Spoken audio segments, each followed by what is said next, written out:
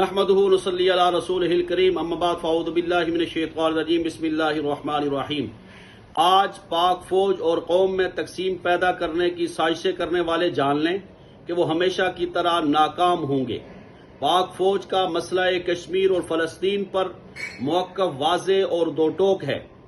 حالیہ ایام میں D G I S P R کی پریس کانفرنس میں جس طرح مسئلہ کشمیر پر ہندوستان کی بربریت کے حوالے سے بات کی گئی ہے، وہ واضح کرتی ہے کہ کشمیر کے معاملے پر پاک فوج ایک مضبوط اور مستحکم اور مستقل عزم رکھتی ہے۔ الحمدللہ پاک فوج دفاع کے ساتھ ساتھ لاتعداد عوامی خدمات میں بھی مصروف عمل ہے۔